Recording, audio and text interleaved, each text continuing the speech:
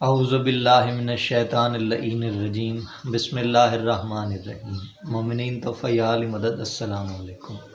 جناب زہرا سلام اللہ علیہا کی رضا کس میں ہے اور ان کی ناراضگی کس میں ہے؟ کم از کم شیعان اہل بیت جناب زہرا کے حق کے طرفدار اس بات سے واقف ہیں۔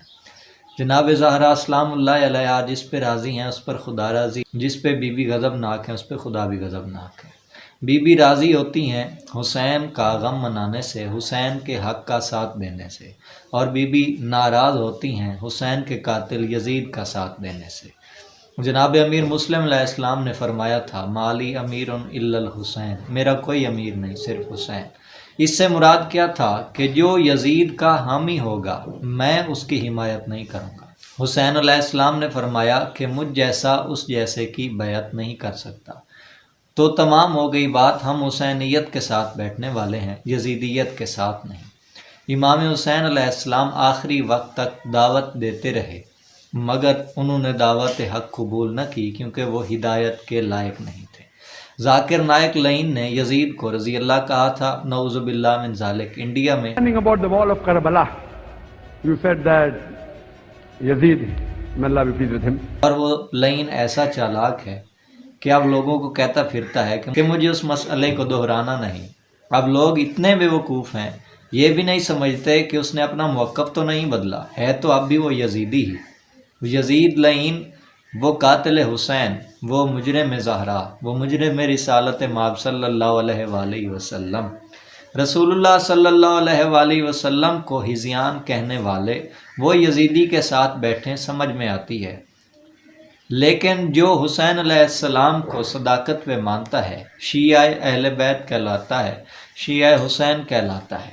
شیعان علی میں سے ہو کر وہ اس یزیدی کے ساتھ ہو، اس یزید رضی اللہ کے لفظ کو برداشت کر لے اور یہ جواز دینے لگے، دلیل دینے لگے اس کی حمایت کے لیے، اس کی اچھائی اور اس کی صفائی بیان کرنے لگے۔ اس نے اس بات کو دہرایا نہیں، بھلا یہ کس حدیث یا کس آیت میں ہے، دین کے کس حکم سے لے آئے کہ جس نے ایک بار کفریہ کلمہ کہا دوبارہ نہ کہے تو وہ کافر نہیں ہے۔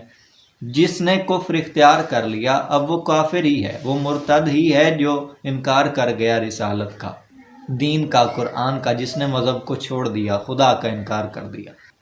قاتل حسین، جس نے قتل حسین کر دیا اب وہ قاتل ہی ہے، اب وہ بدل نہیں سکتا۔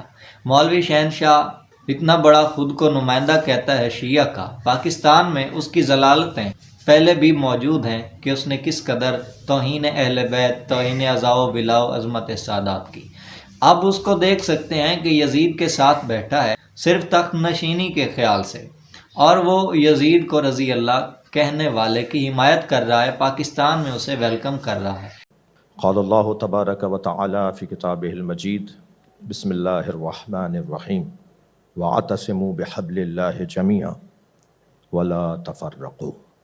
سب سے پہلے میں صدر محفل جناب ڈاکٹر ذاکر نائک صاحب اور ہم سب کی طرف سے، پورے اس اجتماع کی طرف سے، مہمانان گرامی کی جانب سے نمائندگی کرتے ہوئے میں آپ سب کی طرف سے جناب گورنر سندھ کامران خان ٹیسوری حفظہ اللہ، اللہ ان کو اور بہترین صلاحیتوں، توانائیوں سے سرفراز فرمائے، بہترین محفل سجائی ہے۔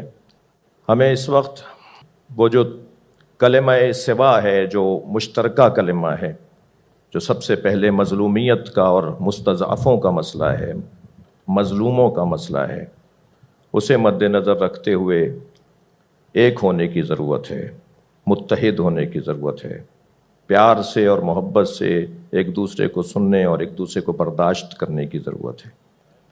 حقیقت ہے کہ تاریخی حقائق ہیں اور یقیناً کوئی ہم میں سے معصوم نہیں ہے۔ مجھ جیسے خطیبوں اور پھر صدر محفل جناب ڈاکٹر ذاکر نائک بھی کوئی فرشتے نہیں ہیں۔ اگر کبھی کسی کے سوال کے جواب میں انہوں نے کوئی ایسی بات کی ہو جس کی طرف کچھ میرے بھائی جناب کامران صاحب حفظہ اللہ نے بات کی، میں بھی انہی باتوں کی طرف، کچھ اپنی قوم کی طرف سے بھی اور کچھ اہل سنت کے بعض طبقات کی طرف سے ایک گلہ مند تھا اور شکوہ کرنے والوں میں سے تھا کہ یقیناً ایسا ہو جاتا ہے اور اس کو بار بار بھی نہیں دہرایا گیا، اسے بار بار بھی نہیں کہا گیا، لہٰذا ہمیں ان باتوں کو نظر انداز کرتے ہوئے اس کی توقع رکھنی چاہیے کہ خود میں اور مجھ جیسے خطیب اور ڈاکٹر صاحب جیسے دانشور جنہوں نے لاکھوں لوگوں کو خوبیوں کی طرف متوجہ کیا ہے، اخلاقیات کی طرف متوجہ کیا ہے، انسانیت کی طرف توجہ دلائی ہے اور نیک اور ایک بننے کی بات کی ہے۔ میں پاکستان کی سرزمین پر بحیثیت ایک پاکستانی شہری، پھر بحیثیت ایک مسلمان، پھر مسلمانوں میں ایک اہل بیت کی تعلیمات کا مروج اور مبلغ کی حیثیت سے ڈاکٹر ذاکر نائک کو خوش آمدید کہتا ہوں۔ شکریہ۔ اور ایک ہونے کا کہہ رہا ہے، بھلا یزیدیت سے حسینیت ایک کیسے ہو سکتی ہے؟ یہ فکر ایک کیسے کی جا سکتی ہے؟ ایک ہی صف میں کھڑے ہو گئے محمود و ایاز، نہ کوئی بندہ رہا نہ کوئی بندہ نواز۔ کیسی سچی بات ہے۔ جناب زہرا سلام اللہ علیہا کی نماز جنازہ میں کچھ لوگ شامل نہیں تھے وصیت زہرا پر۔ بی بی نے انہیں اپنی نماز جنازہ میں نہیں آنے دیا کہ جو جناب محسن کے اور بی بی کے قاتل ہیں۔ وہ جناب زہرا کی قبر کھودنے کے لیے آئے بیلچے لے کر، اور مولا علی نے اس وقت تلوار بے نیام کی تھی۔ مولا علی علیہ السلام نے تلوار بے نیام کی اور اسے گریبان سے پکڑ کے زمین پہ پٹخا۔ تو یہ معصوم کی اطاعت ہے کہ قاتل معصوم کے ساتھ نہ بیٹھا جائے۔ کہاں پر معصوم کے قاتل یا معصوم کے دشمن کی حمایت کی اجازت ہے؟ اور لفظ جب یزید کہا جائے کربلا کے بعد تو بات ہی تمام ہو گئی کہ یزیدیت ایک طرف ہو گئی۔ یہ سب سے بڑا درد ہے اہل بیت کا، آل محمد کا، قتل حسین۔ کربلا کے بعد مظلومیت علیحدہ ہو گئی، ظالم علیحدہ ہو گئے، اور ان کے ساتھ یہ تخت نشین ہو گیا، ویلکم کر رہا ہے، کون سا دین پہنچا رہا ہے۔ یہاں تو تقیہ بھی حرام ہو جاتا ہے جہاں بات یزیدیت کے ساتھ ہو جانے کی ہے، لیکن اس لعین نے کیا کیا۔ اور اس کے ساتھ ہی میں دیر سے مخالفت میں بول رہا تھا مفتی فضل ہمدرد کے، وہ لعین ابن لعین جو خود کو محب اہل بیت اور بڑا مفکر ظاہر کرتا ہے فقہ جعفر الصادق کے لیے، اس نے پہلی گمراہی پیدا کی کہ اس نے جب کہا میں علی ولی اللہ کہتا ہوں کیونکہ میں باقی فقہات کے ساتھ فقہ جعفر الصادق کو بھی مانتا ہوں، یہاں کیونکہ ایک ہی دین ہے، صراط مستقیم ایک ہی ہے، اس لیے ہم فقہ جعفر الصادق کو مانتے ہیں، اور اس نے سب فقہات کو ایک اسلام سے کہہ دیا جبکہ تفریقہ منع تھا۔ تو اس نے ذہنوں کو منتشر کرنے کی کوشش کی، فقہ جعفر الصادق کی فکر کو اس نے مضروب کیا، اس پر ضرب لگائی۔ اس کے بعد مقصر مولویوں کی حمایت کرنا، زنجیر زنی کے خلاف بولنا، اور شیعہ عالم کے لیے کہنا کہ اس نے میرے پیچھے نماز پڑھی جبکہ نہیں پڑھی جا سکتی، ہمارے معصومین نے اجازت نہیں دی۔ اس کے بعد اب وہ کھل کر سامنے آ گیا اور اس نے اب مولوی شہنشاہ کی حمایت کی ہے اس یزید کا ساتھ دینے کی وجہ سے، ڈاکٹر ذاکر نائک کا۔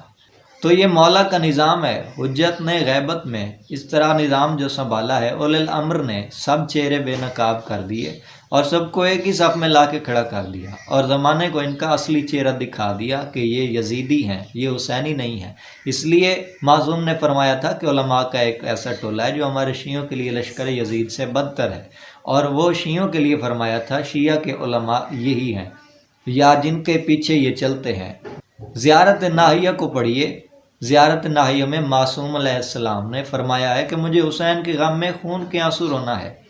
حجت دوران خون کے آنسو رو رہے ہیں مظلومیت حسین پر، اور یہ لعین اسی یزید کی حمایت کو بیٹھے ہیں، اسی کے ساتھ ہیں۔ یہ کس حسینیت کے دعوے دار ہیں؟ یہ کہاں امام کے سپاہی ہو سکتے ہیں؟